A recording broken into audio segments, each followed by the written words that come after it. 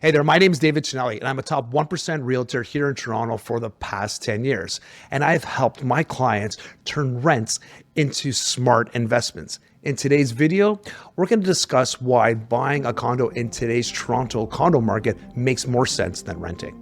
Stick around, where Owen and I will discuss some of your options as to why now may be your best time to buy.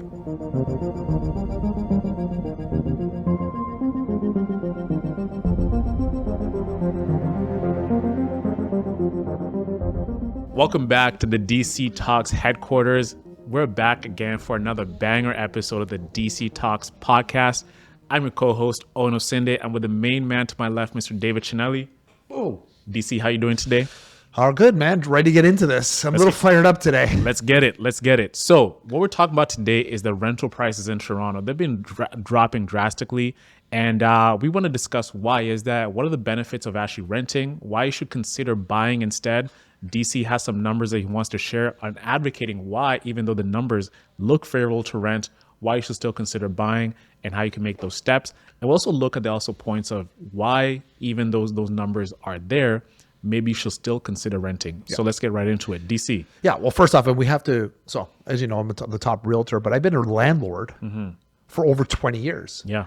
And I had this one tenant who lived with me for 9 years, and I was just shaking my head every single one. I'm like, listen, I provide a good unit, but I would never want anybody to rent for me for 9 years. It just doesn't make any sense to me. It's like a cash grab to you, It right? hurts, right? Yeah.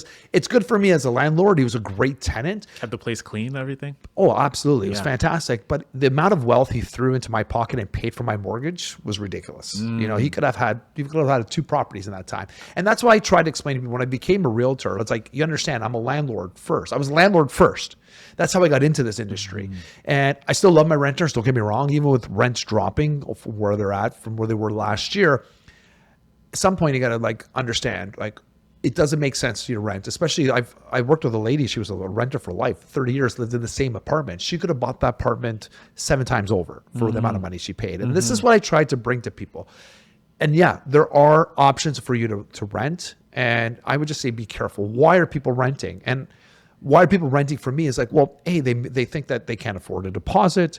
They don't know how the numbers work. They haven't really talked to a mortgage broker, or they're going through a relationship, or they just got a new job. Yes, there are situations which you should rent. I would say, if you don't know a neighborhood, rent. Great.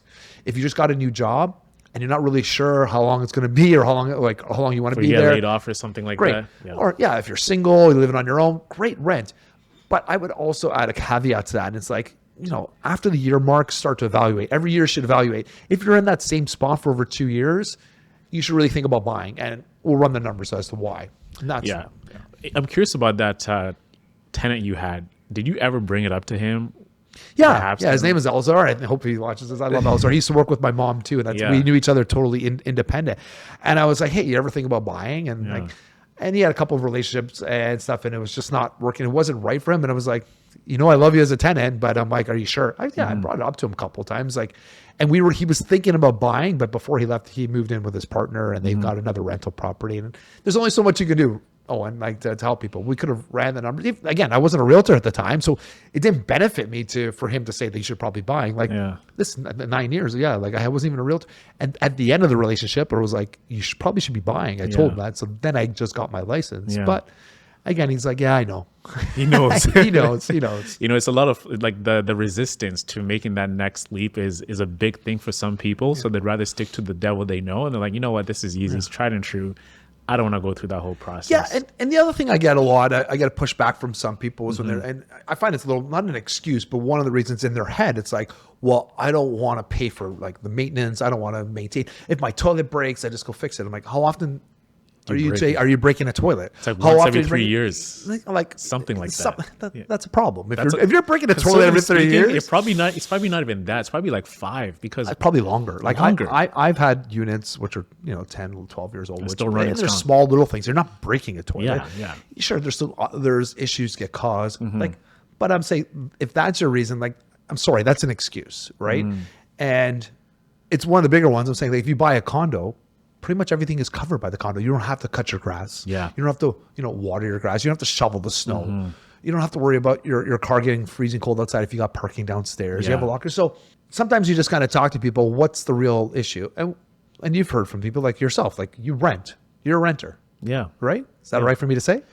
I mean, it's the truth. Why am I running away from the truth? Yeah. So why are you renting? Well, Have you not come to my seminars?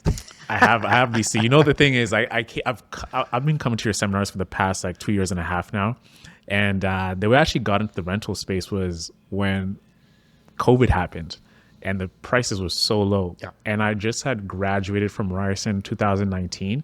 I'd started working. I got a really good job, and I was in Sarnia at the time. Came back to Toronto, saw the prices, and I was living in a basement with like 3 other guys, you know, just shared accommodation because you're in school. And mom was like, yo, like, how long are you going to stay in this thing? I know the rent is like $600 a month for a little bedroom you're getting there, but you're a grown man now. It's time for you to take the next step and actually, you know, have some independence. Yeah. So came back from Sarnia and I was like, okay, what's it going to look like? Is it going to be a studio? Is it going to be a 1 bedroom? And at the time, studios were like, I think 1,300 on the lowest, 1,400, which was like to me, a studio for 1,400 was amazing. Then my mom's like, listen, why not just get a 1 bedroom for 1,600? You already have a job.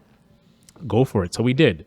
And my relationship with the landlord has been great ever since 2020. So the one thing that happens is you make it your home. And I think this is what happened with your tenant. It becomes a part of you. You've invested you know your groceries, you know your travel, you know your everything is so. But could you not buy in the same neighborhood and they're in the same building or somewhere close? The thing is, my friend was actually trying to sell me his condo at the time. I went to school with him. He's like, hey, Owen, I know you just moved in and I don't know if you're considering this, but I'm actually going to sell my 1 bedroom.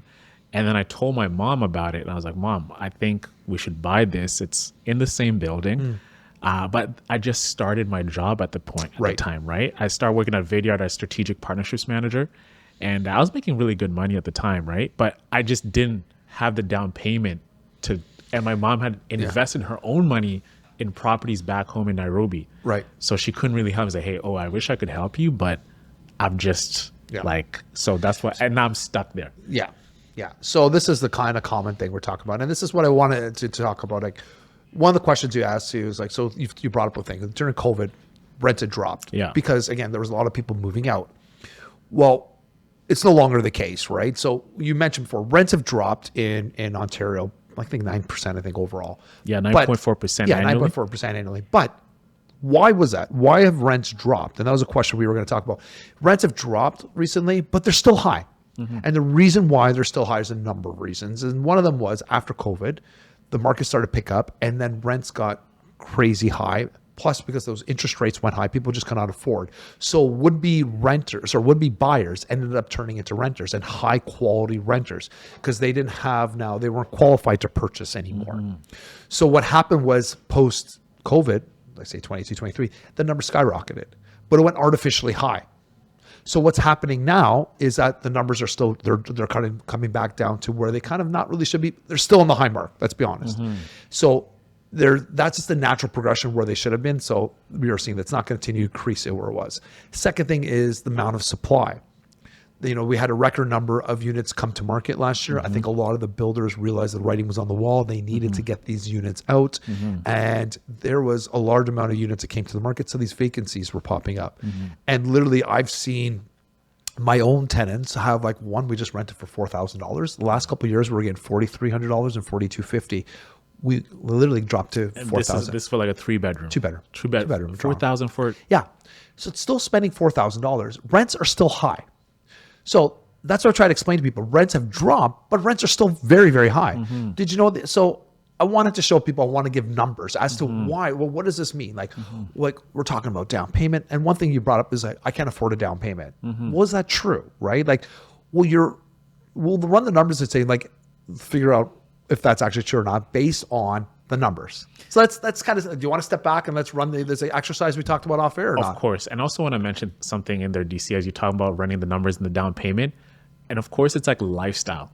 Because if you're looking at the pricing of a 1 bedroom and you're looking at the downtown core, it would be expensive for you to spend on a downtown core condo. But let's say if you were to go to Vaughan, which is popping right now, there's a lot of new developments, which is a lot more affordable.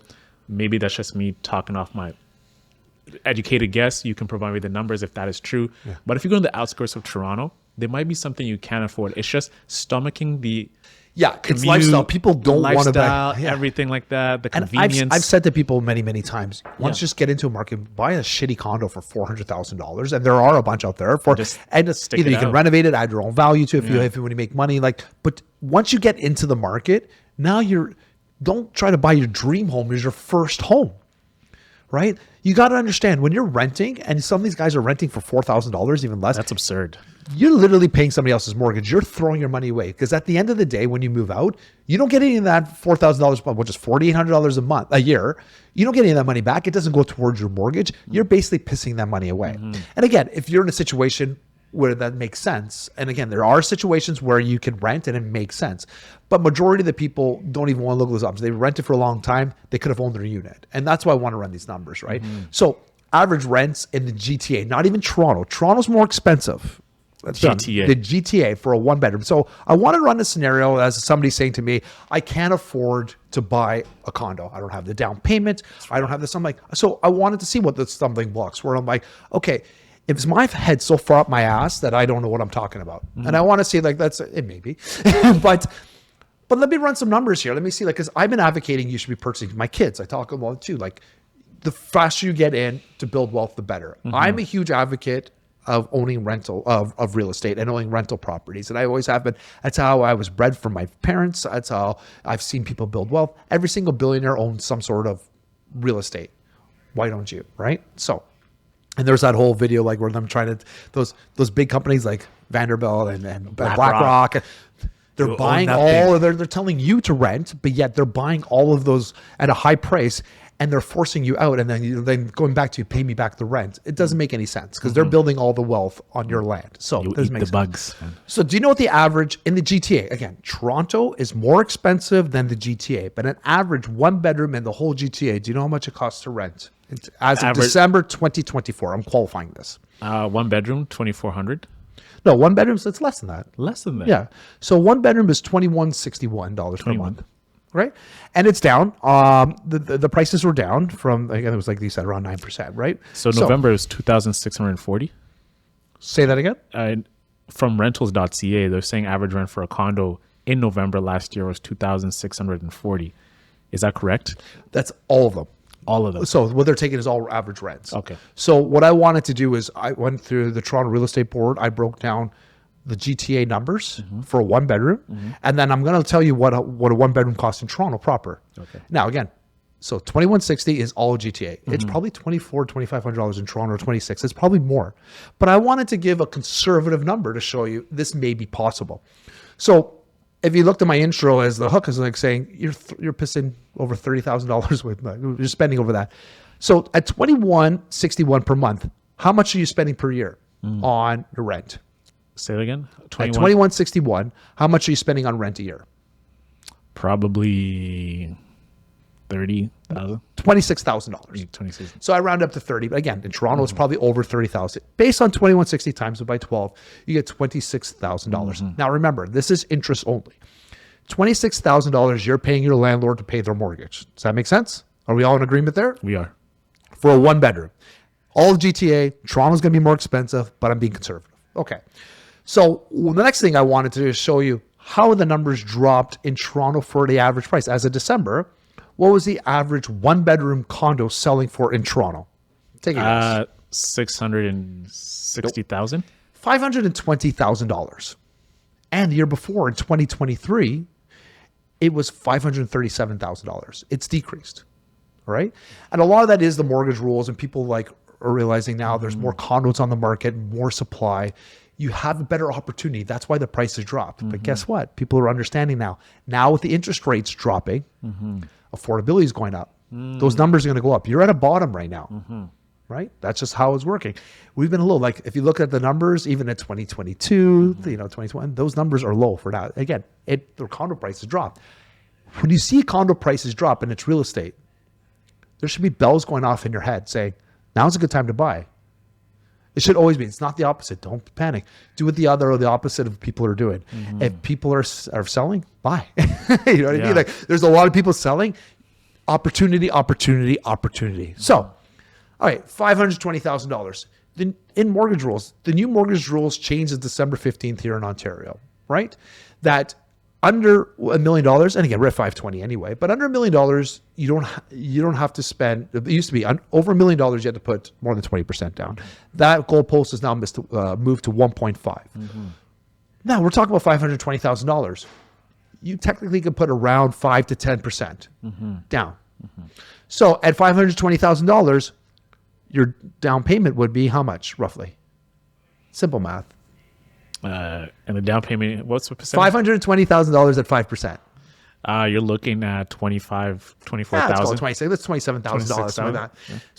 So you're pretty much what you're paying in rent for a year is your down payment. It's starting to make sense. Do you understand that? Yeah. So if you're living in a downtown condo apartment and you can move in with your parents and save $26,000, there's your down payment. Yeah, it's a lot of money. Yeah, it's a lot of money. I'm just saying, right? And again, Toronto's more expensive. If I actually use the Toronto numbers, you're saving even more than that down payment, right? Oh, Dave, what about insurance? Well, you still have to pay insurance, right? You still have to pay insurance on your when you're renting as tenant insurance. So that kind of washes out. So I took that number. I said, okay, if I was to do and I took RBC, and if I wanted to put it into the mortgage calculator. The other rule that changed, which we'll talk about in a second, is amortization. Now you can change from 25 amortization to 30, which saves your cash flow. So if I was to purchase a condo in Toronto for $520,000, and I only want to do around a 5%, probably do 5.19 depending on the rule. But anyway, so your payment per month based on a 4.89% rate, fixed mortgage, which now we know are dropping. It's going to be less than that. Again, everything in numbers I'm giving you, numbers are going to be changing. It's going to be to your benefit. If you took a 25-year amortization, what's a 25-year amortization? In Canada, what we do is we amortize the payment plan back to that unit. So it should take you 25 years to pay that $520,000, right? But what we do is we break it into segments here in Canada. In the States, they don't do that. They just give you one rate for the 25 years, right? You can negotiate afterwards. But anyway, here we break it into. So if you took that 4.89 rate, right, at 24 amortization, your monthly payment would be around $2,840. Again, sounds high, right? Sounds a little high. Remember, Toronto, you're paying close to that anyway in rent, right? And you have to add in, let's call $500, whatever. Even if I want to bump up to like $700 a month for maintenance and all that stuff. Say you bought a condo, has really old condo, $8,400, right? Well, how much are you paying what are you paying in interest? So a mortgage, and this is why I'm breaking down these numbers, right? If you want to know this, I can actually show you all these numbers, what happens.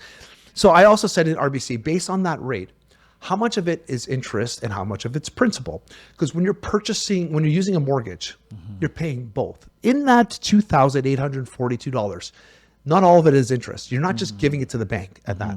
Some of it goes towards to pay down that $520,000, or sorry, at this point, the $497,000, wherever it was that you loaned from the bank, which means every year, every payment, that amount goes down, right? But your rate stays the same. So in the 5 years, how much interest do you think you've paid out of that $2,842 to the bank? So, and also before I talk about, when you're talking amortization, the first half of the 25 years is really heavy on interest. So your payments, if they stay the same, more goes to interest, but the second half, so you're 13 and on, more of it goes towards your principal. That's just how it works in Canada. Yeah. So the first 5 years is going to be the highest you're going to pay in interest. Do you know how much of the interest you paid in those 5 years? What is it? $113,000. Is that a lot of money? 5 years. The first 5 years. It's kind of like the rent you're paying. You'd think so, right? So how much is rent do you think? So at paying without rent increasing at $2,162 a month for 5 years, you would have paid close to $130,000. The actual number is $129,660. Your interest, you're paying more for living in that same condo. You're paying 29. So let's call that, even with, if you're paying the maintenance fees, that I said earlier at $700 a month, whatever you're paying, your total comes out to $121,400 as opposed to $129,660. So that means basically you're saving $8,000 by buying as opposed to renting. And no one knows this. I know. And I'm not throwing a lot of numbers at you. And again, this is being conservative. I'm using conservative numbers. If you change your amortization, if you did the 30-year amortization, your payments drop. So that means your cash flow benefits because you're paying over the lifetime. And I think the 2842 drops to just over 2,700. So you're saving $100 a month, right? Your interest goes up too. But again, those numbers make sense. So if you look at it that way, now what happens?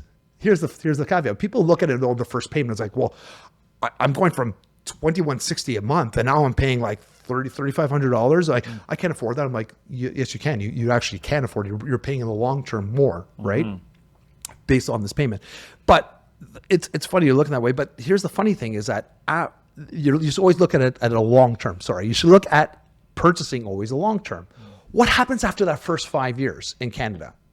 Your mortgage is coming up after 5 years. What do? You renegotiate your mortgage. You renegotiate, so hopefully at a better rate. Yeah. And what happens to your principal? I just talked to you before. It goes down. It goes down. Yeah. So now you're paying less. So you're paying interest, hopefully at a better interest rate, on less money. On probably 20% less because you've paid, like, I know, like it's not straight line, but let's call it 20% less. So $80,000 less, let's call it $90,000 less on your mortgage. So your payments now, obviously going to be less than the $2,800 we called before. Let's probably call it 25 or something like that too. But guess what happens with rents every year other than this year? You think they're going to stay the same for the next 5 years? We already know we have a housing problem here in Toronto. And we know now that all the pre-construction units have come to fruition. We're not going to get anything built in the next 4 to 5 years. Nothing. Yeah. Which means that rents are going to skyrocket. So your precious $2,160 you're paying anymore, it's probably going to be $3,000 within the next 5 years. For a one bedroom. For a one bedroom, we're talking. And that's not even Toronto, that's GTA. That's including everything, Mississauga, Brampton, all those, and including I'm including those in there too. So those rents, so it could be even more expensive. And of course, see, that's what people don't look at. They don't look at the long term, right? And then what happens in the next 5 years? Now all of a sudden you have a condo, you've built equity. So you've paid down that mortgage. You could pull the equity, turn that condo into a rental property if you don't want to sell it, because now your cash flow might be beneficial to you. And now you can use that equity to buy another property, which you may want to move into. That's how you build wealth. Does that make sense? It makes a lot of sense. One thing I'm also thinking about when you're talking about this is factoring in with these new builds, there's no rent control on them, right? Because if you were built after, I think, December 15th, 2018, there's no rent control. You can go, if you rent a property here for $2,000 now, and I was built in 2020, for example, if the landlord wants to, he can jack up your price to double if they want next year. There are some, I would say they want to, they use excuses. I did this, or that, I changed it. They just want to get you out. But in reality, right, there's, you should be justified by the rent increase. But, there is no rent control. They can do that because they can say, well, my payments are up, right? Like, oh, I pulled equity. I can't afford it. It's my unit. And what does the renter have to protect them from that kind of thing? From, let's say, the landlord comes and says, hey, I did this, and they're not showing you the proof, but they're just saying. And the landlord-tenant board is supposed to help, but in reality, it's skewed for its tenants, right? So they've screwed over landlords for a long period of time, so it's hard to get them out. What a tenant has is they have the right to move. To get a cheaper place if they want to. In a year time, they could do that. Go for an older building. But then they're faced with the same issue with... No, if they go an older building, if it was built before 2018, there's rent control. And every year, the government comes out how much you can increase rent. This year, it's 2.5%. So, and I don't know, I have a couple, like my Roncesvalles, for example, it's a sixplex. It's built in the 1800s, 1900s. I think it was 1904, something like that too. I got rent control on that. Even though it's a brand. So you can make an argument, like something, if it's renovated, it's like, well, it's a brand new unit, but the house is actually all blah, blah, blah. Like there are ways around it. But in reality, no, I can't increase rent more than 2.5% this year. Okay. So move into something that's built before 2018. There you go. There's your option. You also mentioned... When you're renting a property, look at something that's built before 2018. Want to keep coming at me? No, I'm not. Let's talk about the demographics of the renters in Toronto now. There's a lot more people who are, immigration has come, and it's also changing because a lot of people are leaving the country now. I'm also noticing a lot of families are renting now as opposed to the young professional who's been the ideal renter. Talk more about that demographic of the renters in Toronto. Now you're seeing a lot more families settling into buildings. They're investing in renting a property for the long term. It's something that I was reading more about, like this transition where a lot more people are not renting the single one bedrooms. There's a lot more 3 bedrooms, leaving the 1 bedrooms more vacant than they typically should have been, like on a Toronto like rental market. Well, affordability has been really hammered, right? Like so I talk about the mortgage rules again. You still have to qualify. Let's be honest here, and that's a lot of the problem we have with qualifications. So sometimes you need some help from family members for deposit and other things, and have a good credit score. And when I was talking to some of my mortgage brokers, one from RBC, when the rates were dropping last year, it's like people just can't. They're not qualifying, right? So that's what you're seeing. So if you're new to the country, if there's other workplaces you don't have steady income, it becomes more difficult to purchase, right? I was always told in the past when looking for a mortgage, you need 3 things. You need good credit, you need a good deposit.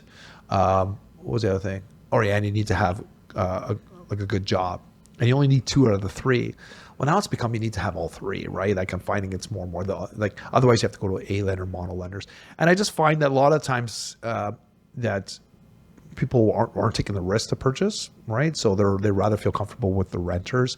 Some people are forced to do that; they just can't. But also landlords now, because they've been so hammered by the landlord-tenant board, are very, very picky with what tenants they actually get.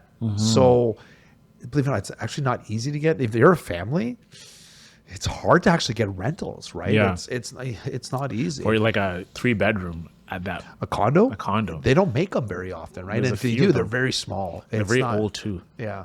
But the shift for people purchasing, I've seen now, like families growing up in condos is really switched because people wanted the convenience of living in Toronto, and there's not a lot of land, so they've switched to living in condos. So there's been a definite shift. But for what we've seen for most of my rentals, we're still seeing the young professionals. They're a little bit older. We're seeing too. They're still renting from us. Still have solid jobs. I've also seen guys that cashed out. They don't want to have any responsibilities. They just want to rent. And I'm like, okay. So they've rented properties from us too. They're like, here. This happens a lot. Like whether they're debt obligations they needed to sell, there's some of those people too. They just cashed out and they just needed to rent. So we are seeing a lot of that too. How do you circumvent that when you tell them, like, listen, I know this might seem like a burden for you to want to just cash out right now, but in the long run, you could make more money when the market corrects itself, because you have the numbers, you're backing it up, and you're advising them. Yeah, but everybody's situation is also different. The ones I was talking before, one wanted to go travel. Her kids were older. We rented a property out in Mississauga for her, and she was like, she lived there for a year. And she's like, I want to travel. I want to be a nomad. She literally wanted to be a nomad. She goes, well, now my kids are on, I don't have anything called, I'm retired. I want to do that. I'm like, sure, right? Like, so that I wouldn't talk about. Like, it's everybody's situation. Her kids, they need her money. Our family's different, right? Because my dad wanted to leave us wealth, and one generational wealth in the sense, wanted to keep properties. And we know he kept saying to me over and over again, God's not building any more land. You can go as high as you want, but you can't go out. I love that line. Yeah. So he's not building more land. So he goes, get as much piece of it as you can, and try not to sell. I tell a lot of my clients a lot of times, and like, unless they need to sell properties, think about renting them. Because unless you're upgrading a property, like, why are you doing it, right? Like, so this nomad lady, did she decide to rent it, or she just decided to cash out? So she cashed out. She wasn't my client. She wasn't my client in the beginning. Like, she came to see a property we had for rent. And based on that, like, she rented for a year, and she's traveling. She's traveling. Yeah. So with the push for more families looking for 3 bedrooms, there's a lot more 1-bedroom units left. What are some of the incentives you're seeing landlords put in place to get people to take on their properties to rent it out? So we had one where we've given up a month rent free, given to that. That's one. You did this with your property, or not with me personally? One of my clients did it. Okay. It was a higher end property downtown. We took I think it was $4,500. I think he gave them a month free. So they rented it for 13 months, but only had to pay for 12. Other ones painting units. Other ones bringing in furniture, TVs. I've heard of people providing TVs for the tenants. I've done that before. Like, it's like, fine, you can use my used TV. It's fine.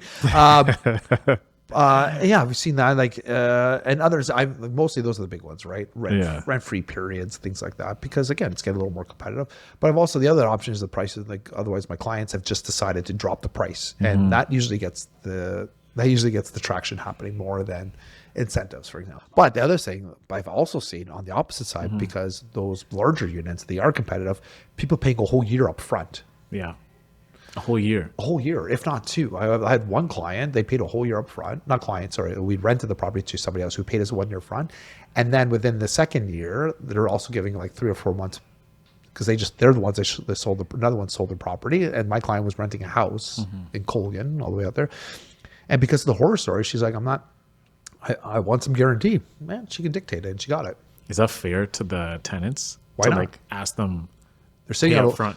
They're sitting on a buttload of money. They just sold like a property for like over $1.5 million. They made like, they have the money. Like why they're renting it for a year, right? So it's just insurance. They have the money now. It's like, well, if I don't have this insurance, how do I know you're going to pay? And I've seen that before. And I had the exact same situation to the brother and sister-in-law, in which the client had all the money, showed us, paid somebody up front, and then just stopped paying.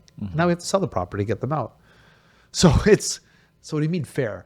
Like, pay a year up front? Yeah, it's like, if you have the money, and we saw the bank account, they had the money, just give it to us up front and it's yours. It's yours. Brand new unit. Yeah, I remember my cousin, he was looking for a place and they didn't trust him. I don't know what it was. They were like, he's like a young guy. So he had to get his parents involved.